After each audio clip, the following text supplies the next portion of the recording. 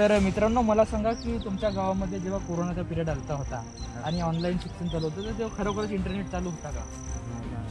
हे बघा, म्हणजे इंटरनेट तुम्ही खरोखरच बघू शकता की हा बस स्टॉप आहे की एक पडलेला घर. मग इथला स्थानिक प्रशासन असो, शासन असो, काय करते हे मोठा प्रश्न तुमच्या आमच्या समोर निर्माण होतो.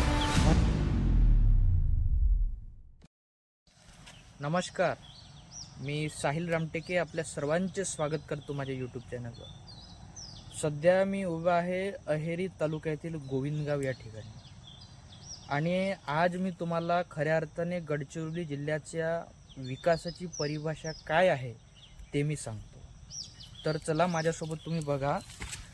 आज मी या ज्या ठिकाणी उभा आहे हा आहे इकडे अहेरी आणि इकडे सिरोंचा, ह्या दोन्ही तालुक्यांना जोडणारा दुवा म्हणून, या दोन्ही तालुक्यांना जोडणारा दुवा म्हणून हा नॅशनल हायवे क्रमांक 353 बांधण्यात आलेला आहे. तुम्ही याची दुरावस्था पाहू शकता. आज सध्या पाऊस आला इकडे, आणि पावसामुळे तुम्ही ही इथले खड्डे बघा, हे पूर्ण पाण्यानं व्याप्त झालेले आहे. सगळं पाणी भरलेलं आहे.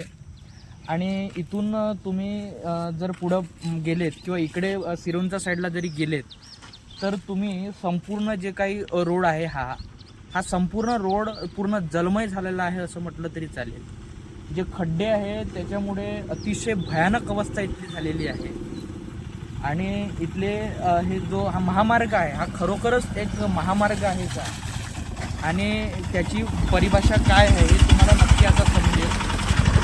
आपण जर इथून, मी ज्या ठिकाणी उभा आहे ह्या गोविंदगावला, तर इथून सिरोंचा जवळपास 50 किलोमीटर आहे, आणि इथून अहेरी आलापल्ली जवळपास 40 किलोमीटर येते. तर तुम्हाला जर इथून किंवा अहेरीवरनं या गावी इथं जर यायचं असेल तर किमान 2.5 ते 3 तास लागतात. आणि इथून पुढे जर तुम्हाला सिरोंचाला जर जायचं असेल आणि सिरोंच्यावरनं किंवा इकडे जर यायचं असेल तर किमान 3 ते 3.5 तास लागतात. म्हणजे तुम्ही याच्यावरून खऱ्या अर्थाने गडचिरोली जिल्ह्यातील ह्या 2 तालुक्यांची जी काही भयानक अवस्था आहे, या भयानक अवस्थेची परिभाषा करूनच तुम्ही विकासाची परिभाषा करू शकता. आज या मार्गावर काही बसेस वगैरेही चालतात किंवा अन्य काही अशा जे तुम्ही बघू शकता त्याप्रमाणे प्रवासी गाड्या चालतात जी येणार आहे. ह्या प्रवासी गाड्याच्या थ्रू किंवा त्या महाराष्ट्र शासनाच्या बसेसच्या थ्रू या ठिकाणी जिल्ह्यातील जे काही स्थानिक लोक आहेत किंवा या जे काही इथं आसपासची गावं, जसं की हा गोविंदगाव आहे, इथनं समोर 2-3 किलोमीटरवर आपण गेलात तर जिमलगट्टा म्हणून गाव आहे. अशा या गावाच्या ठिकाणी जे काही स्थानिक लोक आहेत, या लोकांना या परिस्थितीचा, या महामार्गाचा असो, किती त्रास सहन करावा लागतो. आणि एक विशेष गोष्ट तुम्हाला या माध्यमातून सांगावीशी वाटते की समजा की अनुचित प्रकारे इथं जर अपघात झाला आणि त्या अपघातप्रमाण व्यक्तीला किंवा एखाद्याची एमर्जन्सीपणाने काही तब्येतीमध्ये बिघाड झाल्यास त्याला जर आपल्याला जर अहेरीला उपजिल्हा रुग्णालयामध्ये न्यायचं असेल किंवा सिरोंचाला न्यायचं असेल तर तो इथून जाता जाताच मेल्यासारखी त्याची अवस्था होईल असं मला वाटते. कारण इथे कुठल्याही ॲम्ब्युलन्स सुविधा उपलब्ध नाही, आणि इथल्या ज्या काही स्थानिक प्रशासन, शासन आहे त्या सर्वांनी या गोष्टींकडे दुर्लक्ष केलेलं आहे. आणि त्याच्यामुळे या ज्या काही नॉर्मली ज्या काही गोष्टी आहेत किंवा ह्या काही रस्त्याच्या ज्या गोष्टी आहेत किंवा त्या म्हणजे हेल्थच्या बाबतीत ज्या काही बाबी आहेत, या सर्वांचा सामना जो काय आहे, जो इथल्या गोविंदगाव असेल, जिमलगट्टा असेल किंवा इथनं जे 12 किलोमीटर रेपनपल्ली अशासारख्या गावांना त्याचा सामना करावा लागत आहे. आणि तुम्हाला एक विशेष गोष्ट, मी ज्या ठिकाणी उभा आहे हा सगळं जंगलव्याप्त एरिया आहे जवळपास. इथनं इकडे छत्तीसगड येतो आणि इकडे तेलंगणाची बॉर्डर सुद्धा येते. पण विशेष गोष्ट म्हणजे हा जो एरिया आहे, म्हणजे अहेरी असेल किंवा सिरोंचा तालुका असेल, हे दोन्ही तालुके गडचिरोली जिल्ह्यामध्ये येतात आणि गडचिरोली जिल्ह्याचे अविभाज्य भाग आहेत हे. याच्यामध्ये आदिवासी लोक या ठिकाणी राहतात, जे आदिम जमातीचे आहे असं म्हटल्या जाते.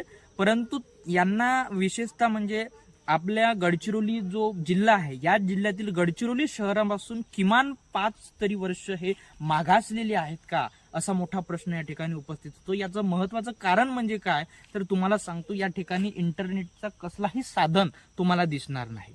मी माझा जो इंटरनेट आहे, माझ्याकडे जिओची सिम आहे, तो सध्या ठप्प आहे, पूर्णपणे ठप्प आहे. मला ना कॉल्स येऊ शकत आहेत किंवा मी दुसऱ्यांना कॉल्स करू शकत आहो अशातला कसलाही प्रश्न नाही. याच्यामध्ये एक BSNL आहे, तर इकडे BSNL काही प्रमाणात चालते, फक्त काही जे तुम्हाला घराच्या बाहेर घराच्या स्लॅबवर चढावं लागेल तरच त्या गोष्टी होऊ शकतात.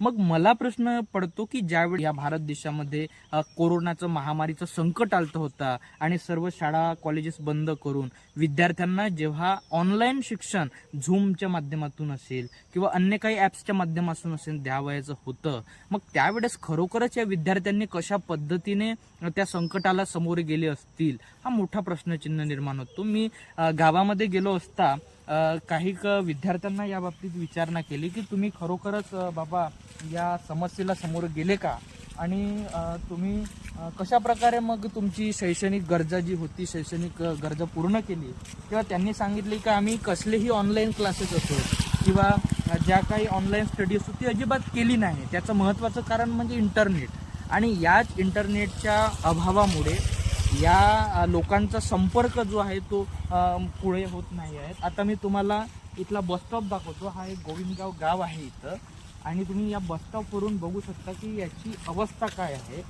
बसेस चालतात, बसेसच्या बाबतीत काहीही आपत्ती नाही, परंतु त्याही ज्या काही बसेस चालतात ज्यामध्ये सिरोंचा बस डेपो असेल किंवा अहेरी बस डेपो असेल, ज्या काही बसेस असतील तिथं त्यांचीही अवस्था भयानक झालेली आहे.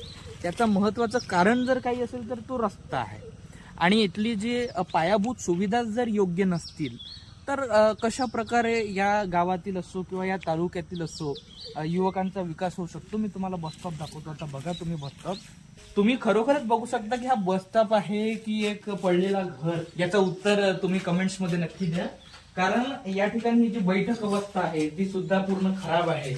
काहीच म्हणजे नाही आहे. म्हणजे खरोखरच या ठिकाणी मानवजात आहे का किंवा गडचिरोली जिल्ह्याचा विकास अस्तित्वात आहे का हा मोठा प्रश्न आहे. आता तुम्हाला एक महत्वाचं मी सांगितलं होतं की इंटरनेट चालत होती किंवा नाही.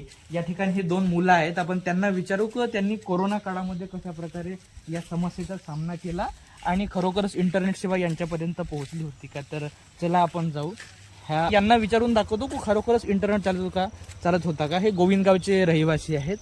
तर मित्रांनो मला सांगा की तुमच्या गावामध्ये जेव्हा कोरोनाचा पिरियड आलता होता आणि ऑनलाईन शिक्षण चालू होतं तर तेव्हा खरोखरच इंटरनेट चालू होता का. नाही नव्हता. हे बघा, म्हणजे इंटरनेटची काय अवस्था, म्हणजे पोरांनी अभ्यासच केलेला नसावा इंटरनेटच्या माध्यमातून. मग देशाचा किंवा या जिल्ह्याचा विकास कुठपर्यंत पोहोचला आहे. मग इथला स्थानिक प्रशासन असो शासन असो काय करते हे मोठा प्रश्न आमच्या समोर निर्माण होतो. म्हणून मी इथला तमाम शासन प्रशासनाला विनंती करतो की आपण हे जे काही गडचिरोली जिल्ह्याचे अविभाज्य भाग आहेत जसा की भामरागड तालुका, मुलचेरा, अहेरी, सिरोंचा अशा तालुक्यांचा तुम्ही विचार करा. या तालुक्यांमध्ये राहणारे जे काही आदिवासी आदिम जमातीतील माणसं आहेत, मुलं आहेत, या सर्वांचं भवितव्य तुमच्या हाती आहे. आणि त्यामुळे यांना ज्या काही पायाभूत सुविधा आहेत, जे रस्ते असतील, घरापर्यंत नळ असेल, वीज असेल किंवा इंटरनेट सुविधा असेल, ह्या सर्व पोहोचवणे आपल्या सर्वांचं कर्तव्य आहे. आणि म्हणून आपण त्यासाठी एक मदतीचा हात म्हणून पुढे याल, आपली जबाबदारी चांगल्यापणाने निभवाल अशी मी आपणास विनंती करतो आणि थांबतो. धन्यवाद.